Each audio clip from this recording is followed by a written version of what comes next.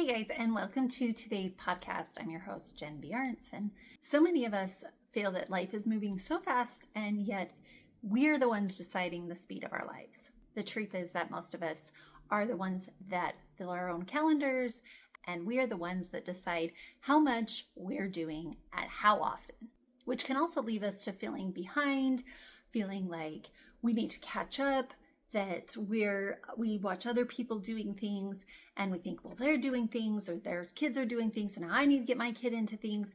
And it can genuinely be so exhausting for life, which makes us feel like we can't slow down. If I slow down, I'm going to be left behind, or my kid's going to be left behind, or I'm not going to get that promotion, or I'm going to get to a certain age and I should be somewhere. And we do all of this. I should do this. I should do that. It also brings us to that we feel so busy, and being busy is responsible. Look at how much I'm accomplishing. Look how much I'm achieving. And we've almost made it that if you were to say, I'm not doing anything, I haven't done anything for a week. I took the week off. Like, it's okay for a certain point, right? Because people would say, oh, great, good for you. You needed a vacation. That's amazing. Or, oh, I'm going on a trip. Good for you, right? At a certain point, it would be embarrassing to not accomplish something. And at a certain point, we start hiding it. I know for myself as a mom, there's been so many times where I don't even know where this came from, because I cannot even for the life of me think of like, who's ever shamed me for this. But I know at times, like, I have done nothing all day, and then somebody's called me and they're like, what are you doing? And I've just made up stuff, right? Because I didn't want to say, oh, I've literally done nothing all day. I would be so embarrassed by that. But the reality is, why? Where is this push coming from? Where is this sense of urgency that it's so great to feel burnt out? It's so great to be just so busy, or to just be scheduled to the max. Like, where did that come from, that's such a positive thing? And it's not just one gender or another. It's from birth. Like, we have our kids into preschools and kinder music classes and mommy and me's, and like, just from the get-go, we have this urgency of, I don't want to be left behind. We're stressed about our kids being behind. We're stressed about we're being behind. And even if you're a stay-at-home mom, there's kind of this level of like, well, yeah, but do you have a side hustle? What are you doing with your life? As if the cooking and the cleaning and all of the things, just managing a home is not really hard or enough. And also with men, it's like there's a level of going to work and coming home.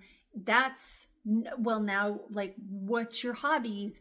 And what are you doing with the kids? And what are we doing on Saturdays? And what projects are we doing? Now, as somebody who cannot sit still for a very long period of time, I take the rest days. But the reality is, I have a list of projects and a list of things that I want to accomplish. So I get it. This feeling of feeling behind, of not being able to slow down. I'm speaking to the choir here. Ultimately, the root cause of this is a few different things. One, it's being a strong person and never asking for help, right? Like, you have to do it all. It all relies on you. Don't be needy. Don't want anything. Your needs don't matter. How embarrassing is it to ask for help, but you're always willing to give help? Another one is, if you're not ambitious, like, what are you doing with your life? That's so embarrassing. You're not doing something. You're not accomplishing something. We don't have like a goal of some kind. We're just existing. And the reality is, you're not being productive. You're in survival mode. If you can't stop, that's not really succeeding. That's survival mode. And this ability to not be able to enjoy what you're doing because you're just in this constant like go go go go, I gotta go, and rest is not enjoyable. That's not a good thing. Now there are people who are insanely successful. They have so many projects going on and they genuinely are happy with the projects, but they also know how to rest. They also don't get overwhelmed. They don't get burnout. They are in the process of, it's a really good balance, and that's what we're trying to accomplish. How do we get out of this survival mode of like, I have to do this, I have to keep going, I have to achieve, I have to go, go, go, go, go. What is next on our schedule? To, I'm going to take a few days off, I'm going to take some time off, I'm going to take a month off. I'm going to do this because I need a rest. I need a relaxation time, and there's zero shame. That is the part that I think is really important. Can you take some time off with zero shame, zero guilt, zero thinking about all the things that you have to do? Because that is the ultimate goal. Now, the way this happens to a lot of people is we get in this pattern of, if I slow down, I'll get left behind. And we override that need overrides our exhaustion level, right? Because there's no rest. We don't get a rest. That happens because we feel unsafe. We feel like it relies only on us. We can't rely on other people. We're the ones that have to make it happen. If we don't do it, it's never going to happen. Another one is strong people push through. So this can lead into ignoring our bodies, where we're feeling completely exhausted or overwhelmed, even possibly getting sick, and we just push through, right? Because strong people push through. Strong people don't need anything. That can come from so many different things. It can be trying to impress a parent or a loved one, and in hopes that now they're going to see me. Now I'm going to get love and connection. Now they're going to see me as, oh, look at this person, and now I get the praise.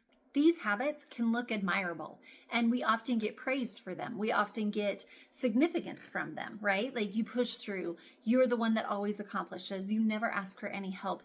You are the one that delivers all the time. But at some point, you get burnt out. At some point, it's not sustainable. At some point, your body breaks down, or you can't do it anymore. And the level of burnout and the level of trying to maintain this constant facade of you always hold it together, it's just unrealistic.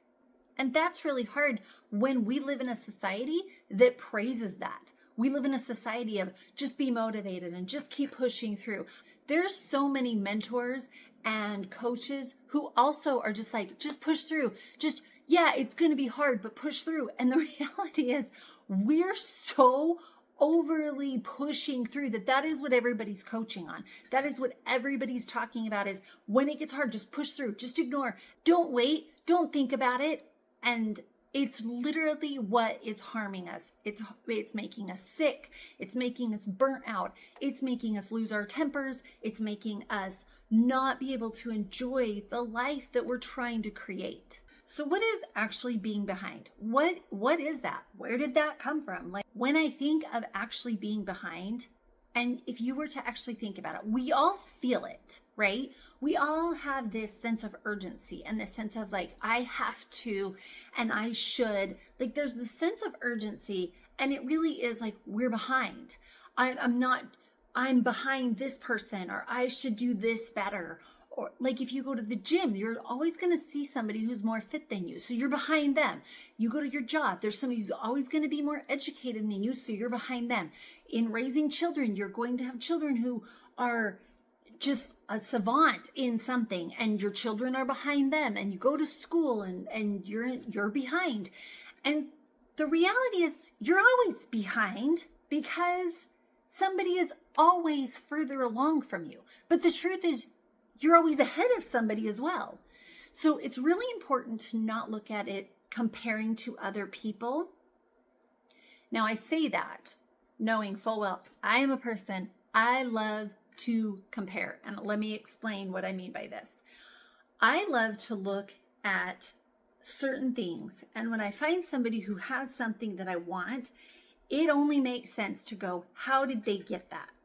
Because that's how we figure things out. this person has accomplished this thing. If I can figure out how they did it, now I can get there quicker and more efficient than even what they did. So I think comparison is a great thing. Comparison is not helpful if you compare and then you immediately go to, well, that's never going to happen. Well, then you start shaming, you start guilting. Oh, I should have done this. I should have done that. That's not helpful. But comparison is helpful when you're trying to figure out what you want. There are people who have gone to Africa and they love it and they're so excited. That's not me. I'm not really that interested in traveling to Africa. That's okay. That's not a place I really choose. That doesn't seem like the types of vacations I like. But like a little homestead farm in like Virginia or in like a little Switzerland town, that's my jam, right?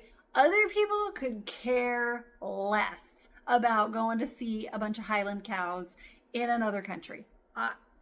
Dream, okay?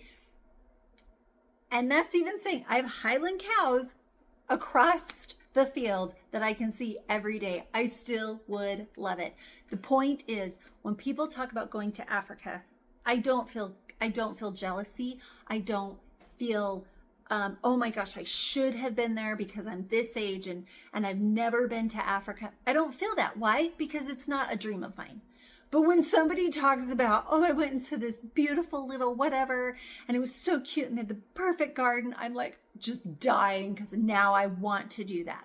And the reality is, one hand, I just don't feel jealousy, and it's fine to compare because I'm like, that's great, but that's what you want to do. You want to go on a little safari thing? Awesome. The other one is I immediately go to, oh, I just would love to do that. And there's so much emotion, and there's now this want and this even possible shaming of like, how have I never thought of that, right? This is where it becomes not healthy. It's fine to look at one thing and go, oh, that's awesome for you. Oh my word, what an amazing trip. Did you have fun? That's great. And the other one is so much like this. Again, I'm behind. I'm never going to get it. It's so much emotion of fear and anxiety and sadness and all this stuff. That's not healthy. And so this feeling behind, it comes from the fact that you think that you're just never going to get there. And that's not true. What we have to do is you look at a situation, and again, I'm going to call it comparing because I don't know what else you call that.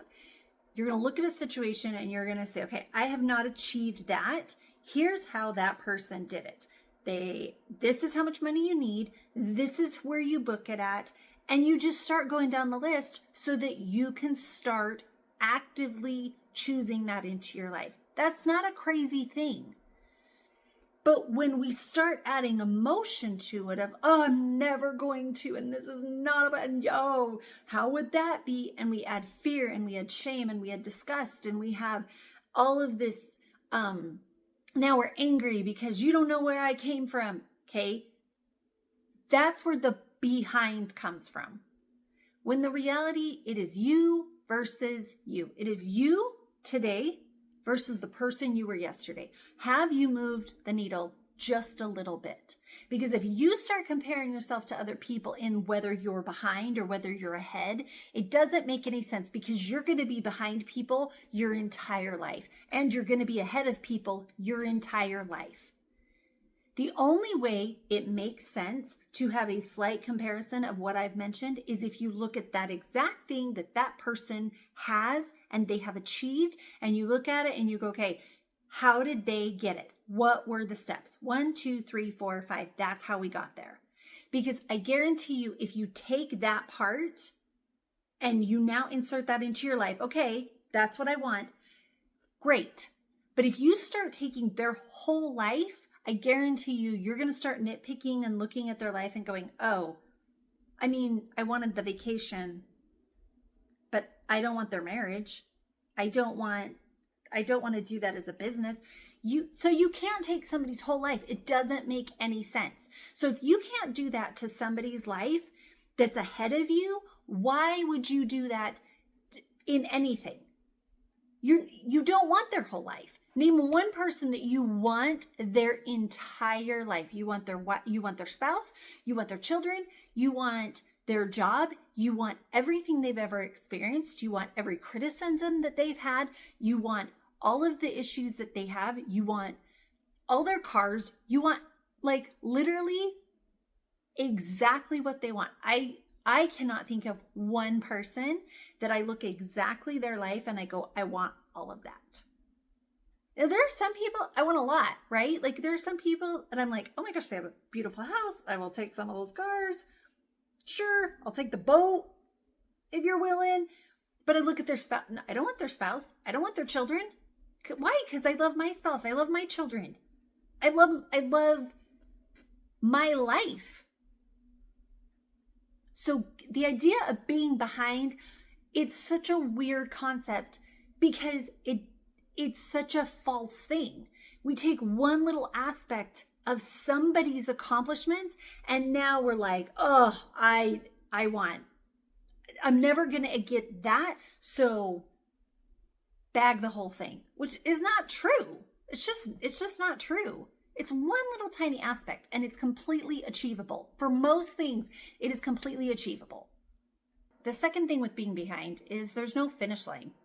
There is zero finish line. So this idea, if you keep having this idea of at some point, I'm going to cross this threshold and then I will be happy, or then I will be okay, then I will rest. It just doesn't exist because you can't be behind if there's no finish line. Ask anybody who has achieved anything. If you get to one point and you're excited for a very small amount of time. And then that becomes your norm. I think of it as I'm looking over like my whole life. My husband and I, we started off totally dirt poor, like so poor. And we were in this tiny little basement apartment, and all I could think about is all my friends had homes. Every single one of them, they had homes. And I just felt like the biggest schmuck. And we were in the military and we get a home. And okay, now we have a home. That became the norm. And I was very appreciative. But the reality is we very quickly grew out of that home because we kept having children. And so now this amazing experience of going from this tiny basement apartment to my dream of having my children have these rooms and we have our own home and it's this amazing experience, to now I thought, okay, I want a home, number one, that's ours. I can do whatever I want to it because it was other people's restrictions. You had to have certain plants, right? And like the more we dove into it, first it was this, oh my gosh, I'm so grateful to finally have a home. That became the norm. And now the bar was raised to, now I want my own home that I own and nobody's telling me what to do. Great. So now we get, this is my home. Nobody's telling me what to do. Well, it's a little small. Our children are not only getting bigger. And so now we, instead of having 4 small children, we have full-grown adult-sized children. So you get my point. You start off one place, that becomes your norm, that becomes typical, that becomes familiar, and now you want it better. And then that becomes the norm, and you're excited. It's amazing at first, but then it becomes the norm, and then you want more. And that's exciting because you accomplished it, and you did it. And then that becomes the norm. And it happens with everything. Everything. It happens with your relationships. It happens with your resources, whether that's jobs or homes or how your finances. So what does this mean long term? Like, what are we doing? How are we fixing this?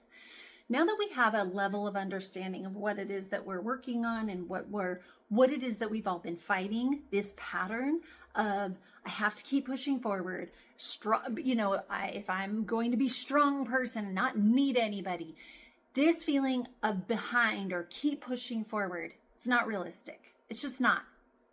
Our bodies are not made to go 24/7. We have to sleep. You have to eat. You have to rest. It's just how we're all made.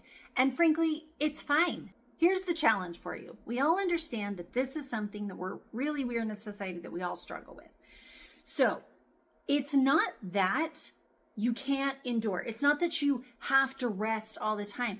It's not the level of endurance to just keep going until you just fail and fall over and now there's a problem, like you're sick or your body wears out. That's not helpful. It's not healthy. It's not actually productive. The goal is now resilience. So I want you to think of it that way. What is this new way of me living going to look like? Rather than I push and I push and I push until I cannot push anymore. The new way of looking is to how am I going to keep going longer, right? Think of like a car. At some point, you can't keep pushing forward because you will run out of gas. It's just how it is. Our bodies are the same way. At some point, you're going to keep pushing. You're going to run out of gas. You need an oil change. Something is going to happen. That transition's going to whatever, okay? You have to, all the things on a car. And we do preventative maintenance on cars so they run longer. If you maintain the oil, if you add gas, if you change the tires, if you do all these things, your car typically runs longer. You've seen these cars where they have like crazy mileage on them, right? Because they're like, oh, I did all the maintenance stuff.